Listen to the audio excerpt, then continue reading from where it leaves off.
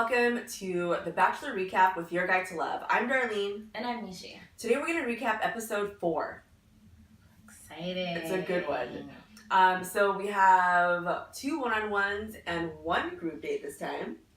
And it all starts off with beautiful South Lake Tahoe. Yes. I mean, how gorgeous is this place? Mm-hmm. Obviously, it's romantic. But the fact that you get this majestic scenery with the hottest guy, I mean, I must say, kudos, ABC. Nice job. Yeah, it was really beautiful. Very beautiful. Some girls thought they were going to go, I think, to a more tropical location. They were freezing. Yeah, exactly. But it was beautiful. It was. Okay, so they have a one-on-one, or there's a one-on-one announced. There's a one-on-one announced, and they kind of all thought it's going to come down to a couple people no matter what, because they haven't had one-on-ones yet. Yes. So the beautiful CN gets a one-on-one date. Of course, Krystal thought she was going to get picked. Yes, Crazy Krystal thought she was going to get picked, as always. Per usual. And so they go off on their date. They go parasailing. Beautiful. I mean, I didn't even know that you could parasail at Lake Tahoe. And I feel like, would you really want to go parasailing in Lake Tahoe? Because if you get into the water, it's going to be cold. It's going to be really cold. Exactly. And imagine the elevation, probably cold up there too. And you're just trying to breathe. I don't know. So granted, they were bundled up. Yeah, but it was cute. And the most interesting part was the balcony at the house. With the psychos. Yeah. Trying to see what they were doing while they were parasailing. Yeah, binoculars and all. Let's scope it out and watch someone else's one-on-one date. Perfect, ladies. But it was a fun date. Yes. And then they go to dinner. Well, they have this beautiful little beach setting where they, just drank some champagne and got to know each other a little bit better. And I noticed when Arie hears women talking, he really does get very psychoanalyzed as far as what's coming out of their mouths. Because right then and there, he'll either cut you or he's willing to say, I'm intrigued, continue. Yeah, exactly. And I've noticed that more and more about him. He wants to know more. He wants to know more. He wants to know how he can help you or how you could lean on him. He loves being that guy who you can fall on, who is going to be dependent upon, and that's what he loves. He's that hero. He might as well get a cape. Yeah, but I also think he's looking for vulnerability, so he wants to make sure that whoever's in it is in it to win it and kind of showing their true colors. So I think that's another reason why he's kind of But it's funny because later on he does say, I want someone who's independent, who has their life together, who's confident. And I find ironic that a lot of these women feel somewhat needy upon him. I think it's a little bit contradictory. I think it's extremely contradictory. That's why I question, what are you really looking for? Yeah. What type of woman are you looking for? Because even his ex wasn't like that. Yeah. And don't grant and guess, it's an ex for a reason, but I'm not sure as to really what took place. Yeah, I agree. Okay. So he analyzes Sienna a little bit. And then takes her to a beautiful dinner. Takes her to a very beautiful dinner. Where she does open up, show some vulnerability. Yes. And this is where we have a few discrepancies. We both can speak being African American females. And yes, we're both mixed, but at the end of the day, this is something that she brings up for colored women. Yeah. And kind of throws out the struggle card. Yeah. So this is what I'm not a fan of. My parents have been married happily for 49 years. Every relationship has its struggle. Yes, don't get me wrong. Nothing's perfect, and don't let anybody tell you otherwise. But for her to throw the card out about, I challenge myself in this area because I have seen my parents struggle. And don't say that it's about the color why you have seen your parents struggle. Exactly. Because There are several colored folks that have successful relationships. And several non-colored folks that don't. Exactly. Exactly. It's not about that. And I don't like that. I mean, just say that's your struggle because of your upbringing. Don't throw everyone in a bucket, you know? No. So, and that's where I saw a little lack of maturity, but that's only going to grow with time. Yeah, I mean, exactly. Arie obviously is a little bit older, so 7 years, I think. Or also, when she says that she doesn't see herself like portrayed in a lot of relationships, like she's seen, whether it's on TV or in her own life. So it's not only a struggle that she has within, but that she sees in her own. Yeah, it's her vantage point, which is disappointing. Yeah. So you are extremely intelligent. You are world traveled. Yeah. You articulate yourself very well, but this is where I saw a huge downfall. And I think Arie did his best to say, you know what, it's okay, Miss Needy. Yeah. I will be there for you. He ate it up, though. He so ate it up, like corn on a cob. You said it best, too. Don't use it as a crutch. Use it as a way to get ahead. Like, this is how I want to change, you know? Like, it's not what was me kind of thing, but it's this is what I want. Because, you know. Exactly. So then they go into a surprise moment where Arie's like, hey, I want to take you somewhere. I want to show you a surprise real quick. I love surprises, so I would have ate this moment up. And they walk just, a little while away, and Arie has an amazing concert that says literally Arie and Sienna. With a big crowd, big audience. Huge audience with Lanco performing. And come on, that's not only romantic, but extremely thoughtful. Yeah, and everyone's cheering for them. It's like they're performing, not Lanco. Absolutely. It was like Beauty and the Beast. I mean, it was so romantic. And even if it works out for you or not, Sian, that moment you can cherish for life. Yes, exactly. Gorgeous. And she got a rose. So she's exempt from being cut. She is super Immunity. Yes. Immunity, yes. Which is good because either way, it's very telling to showcase what strong points you really like about someone and where there's area of opportunity. But I feel like I still don't see that strong of a connection between them. Yeah, I agree. It's just there. Yeah, I mean, and he admires what she's been through, so and what she's accomplished, and he acknowledges that, which is great. Yeah. So then we move on to the group date. So the group date, I thought, to me, it seems fun. Like some kind of like wilderness adventure. But you and I like that. Yeah. Like we don't mind being that outdoorsy guy. I'm sorry, that outdoorsy girl with our guy. Yeah. It's just a different type of moment. No one to be sexy, but no one to be sexy in the wilderness is even better. Yeah, exactly. So they have this guy. Who is it? Is it so Michael Hawk? Yeah, Army Reserve Beret, National Beret, somebody. Green Beret. And he goes out and literally shows them how to have like a survival kit. Yeah. And the first thing is, let's all go pee in our bottle canisters. Yes. And that is true.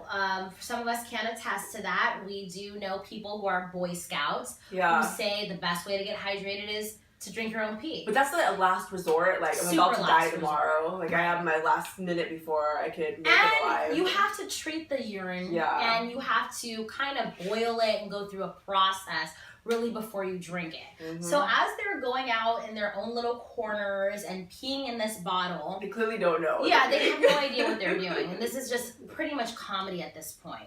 So they come back and to watch Arie drink what we thought was the urine was pretty hilarious. That was pretty funny. Because I was like, wow, you go NASCAR racer. Like, this is pretty legit. I didn't think he was drinking his urine. I thought, okay, they're going to say something. Like, it's something And then I think Jenna says, F it, I'm going to do it, you guys. I mean, she literally was like, I'm taking one for the team because I need to get that roast tonight. Wow. That's E. coli. Yeah, exactly. Good thing Arie was said, this is apple juice. I'm good. No big deal. Then Michael goes in and says, well, you need protein. Yeah. Let's eat some worms. And Kendall.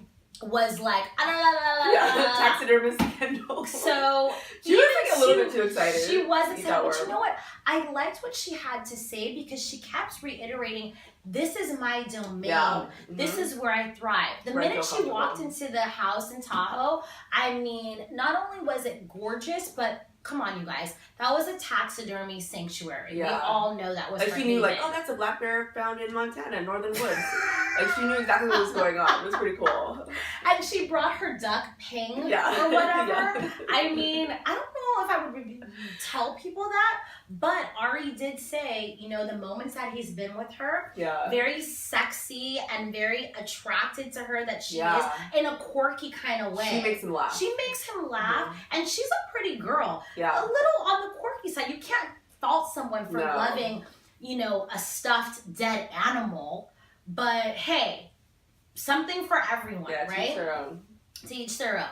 So they finally get given a map to say, here's your next destination. It was kind of like The Amazing Race on crack. So they go and open up their maps, try to pretend to use a compass, and navigate their way. Like, where's Waze at?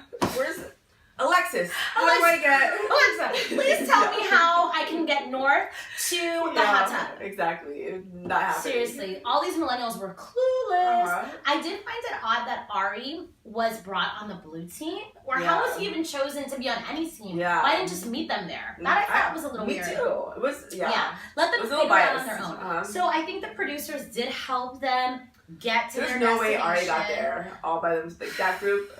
No, I don't see how. Plus, I feel like Arie likes speed, so if time was delayed, I think that would be a problem for him. To really navigate the course. And if you knew it was waiting for you, I would want to get there faster too. But also, you didn't really see the blue team struggle. They didn't show you any captions. They were just there. They were like, oh, I'm here, guys. Let me take off this to get my bathing suit on. Odd. So everybody's going through their challenges. Then we get to the hot tub. Arie's dipping in. All of a sudden, he sees Krystal. Krystal and him are on the same team, by the way. So they're with each other the whole time. He navigates towards Krystal in the hot tub and has this great moment where Tia and Carolina do a fake, like, oh, Arie, I love you. Making fun of her. Yeah. I didn't think it was that bad at all. I didn't think it was bad at all. Krystal thought she was being mocked and felt hurt emotions. And Krystal, you were playing the game for so long. What's wrong now, boo? Yeah. Exactly. Come on now. If you're going to play the game, play the game. Be able to take it if you're going to dish it out. Exactly. So that was a bit much. So then they go to, so that's the hot tub. And then does Krystal take him aside after that? Or no, that's during the... they just get back to the house. They get back to the house. And then Krystal takes him aside and wants to talk to him about how she feels alienated in the house. And there's a bullet on her back. Yeah, just targeted. Needless to say, she has this Emmy award-winning performance, literally. But at the same time, the way she speaks, I can't stand it. You can't even hear her. She's like, I had to rewind. She's like 4 times just to understand what she was saying. When she said she had a target on her back. Arie, these girls are so mean to me. Yeah. And I don't do anything. If I was a man, that would annoy me. Like, speak up. I can't even hear her. Yeah, exactly. Talk, girl. Talk, use your words. Use your voice. Use your words. And she approaches Carolina and Tia like, I gotta talk to you guys. Yeah. We have to talk. But I love it. Tia doesn't even look at her. She's just like.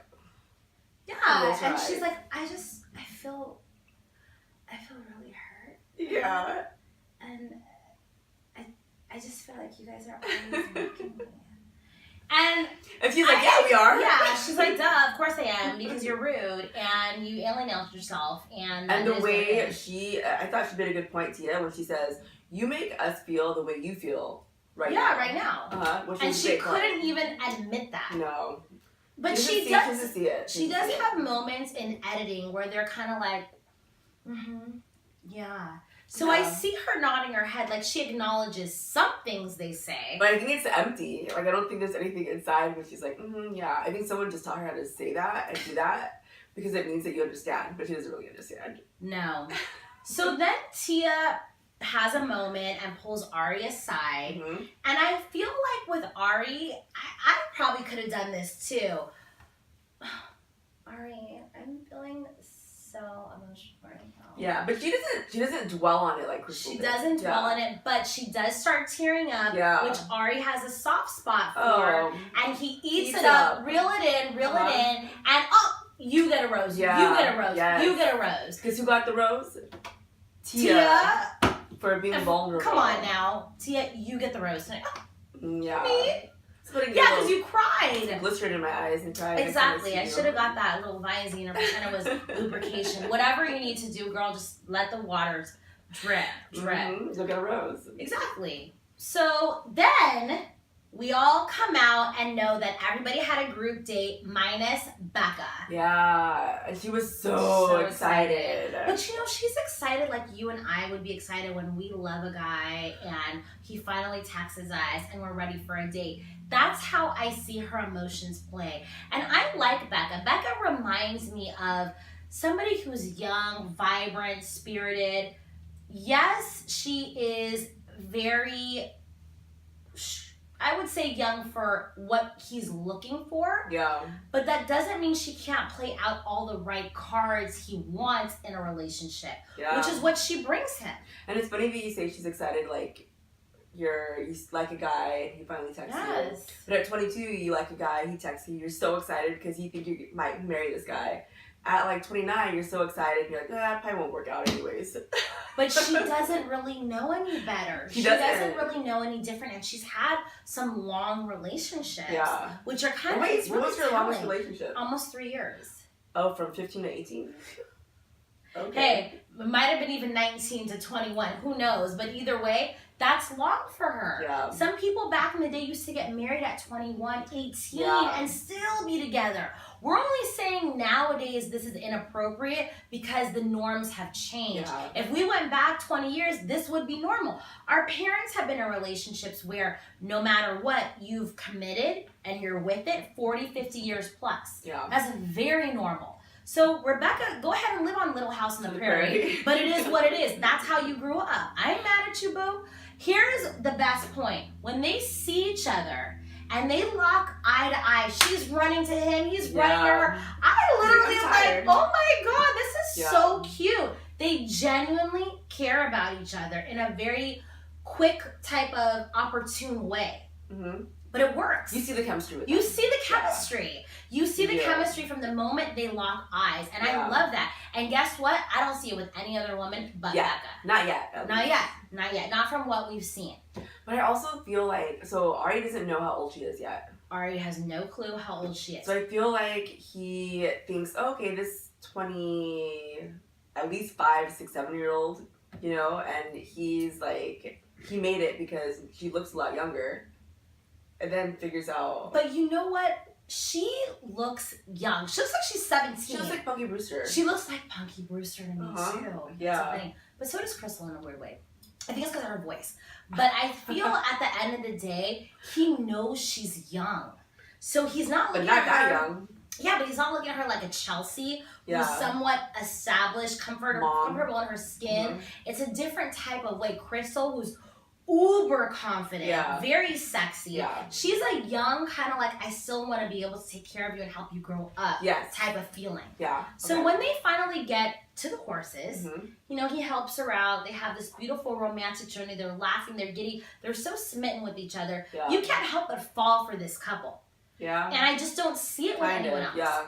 Then, oh my God, you wind up in a hot tub overlooking Tahoe. Another hot tub. Okay, I will take the one-on-one after a horseback ride with my man. Yeah. I'll do it any day. And I'm glad Arie planned that date because that was a good date. Sometimes I feel like, is she old enough to drink? But hey, now we know she is. Barely. So then they get back to dinner. Yeah. Which I love how there's like a 3-part segment. Yeah, horseback riding, hot tub, and dinner. Most of them are two. They had a long day, but that's how Arie planned it. And he wanted to have that much time with her.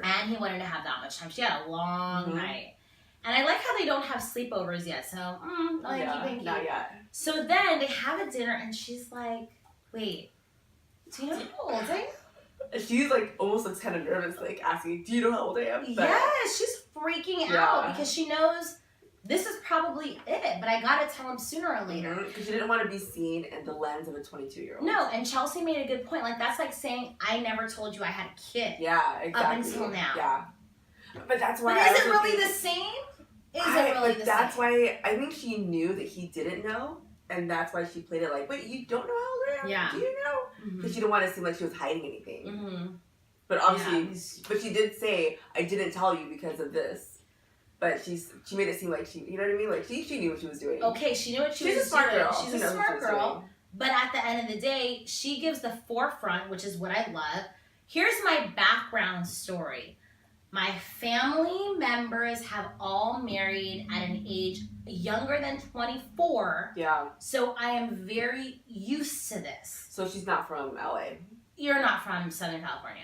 No way. There's no way. A lot of people that get married. No way.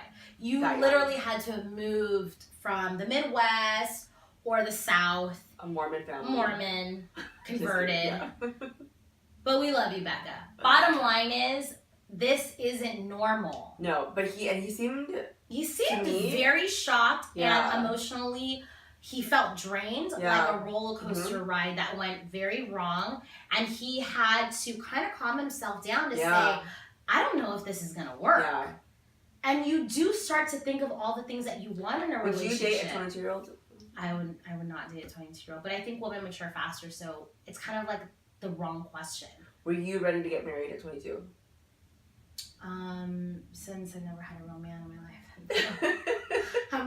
I mean, like, who's to say I'm ready to get married at 36? But that's the thing, like the right time and the right place. And that's the one thing that that he asks her, like, do you think you're if it was the right time and the right person, are you ready to get married? To me, if he's in this right now, it should be the right time in her life. If she doesn't think it's the right time in her life, then why is she on the show? I think that's what she's trying to tell him is like, let's just discover each other and see where it goes. I only have people around me that have gotten married so young that has worked. Why can this not work? Their chemistry is impeccable. Yeah. And she didn't go to college. She hasn't traveled. She hasn't went out with her girls. But she's 22. But here's the thing. To some people, that doesn't matter. Yeah, it's not they don't even know where Italy is. They don't even know where Spain lies. But that's what scares him. But you know what? The reason why it scares him is because he's internationally well-versed. Mm-hmm. He's extremely articulate about what is going on in the universe. And he's able to sit there and say, you might be too young for my category. But guess what? Everything that defines what he's looking for, she has. Yeah. The chemistry says it all. But I think too, like, do you think she'd get jealous in the long run? Like, oh, like he's traveled, he's done this. I haven't done anything with my life. I think he can take her on that journey. I think he can say, let me be the one to show you. He loves feeling that type of dependency. So he can put her on his piggyback and say, you want to go to Alaska? And if she's willing to do it as a married couple, and not experiencing it on her own, like I didn't need it, then that's fine then. And that's the thing is there's no narrow path to say this is exactly how marriage should be. Yeah. How your life should be ran.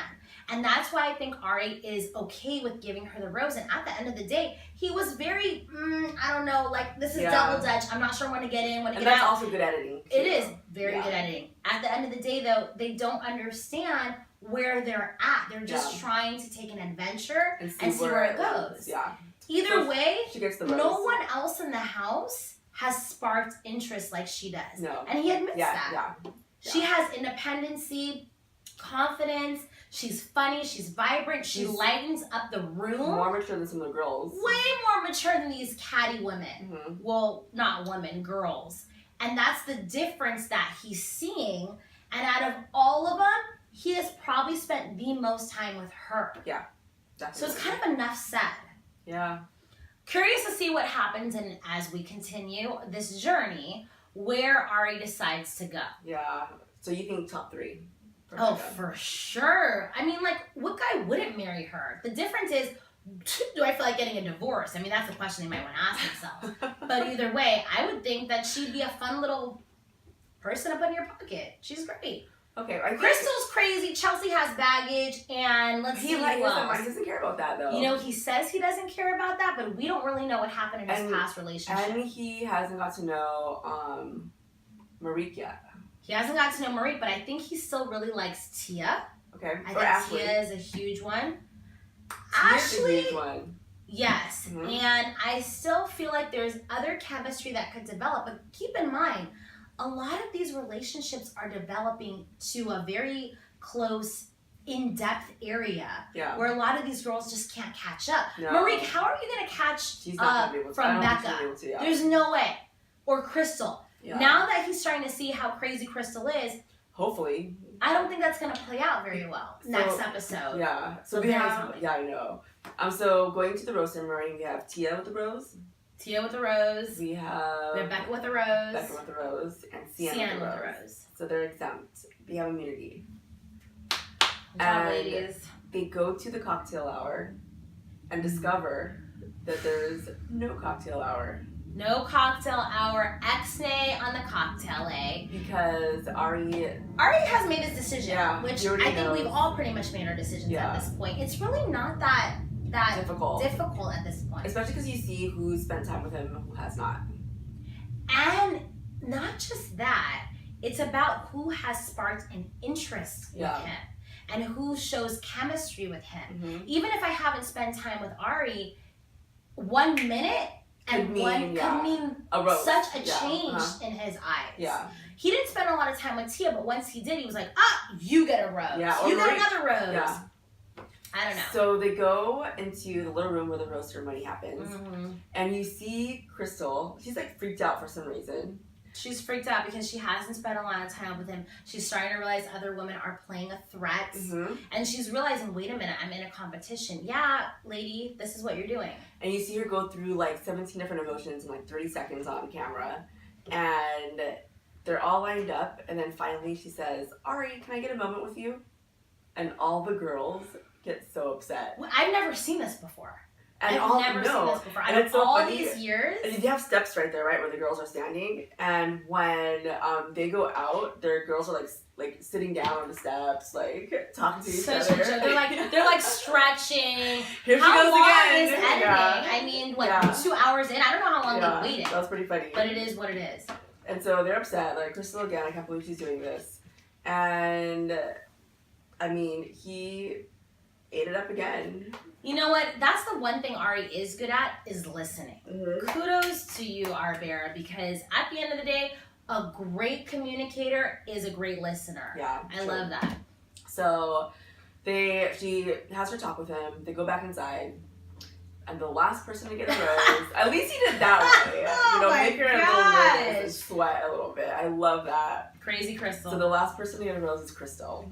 And I mean, we have to keep the drama going. So for the next episode or two. So I'm glad she's still there. I am glad she's still there. I don't know if she's going to be there for long, but I will say she keeps me entertained. Yeah, very. All right, so that was the rose ceremony. And then we go into some of the last little credits. And we see one of my favorite moments, even though it was at the very end and not even part of the show, was when Chelsea and Marique are sitting outside. This is hilarious. It was so I mean, Marique really calls Chelsea out saying, did you glam shame me? I mean, I probably lost it and had to rewind it like 4 times. Marique, you go, girl. What's that? Exactly. If you need to look good for your man, look good for your man. You need to take out a compass or pretend it's a compass and use it as a mirror.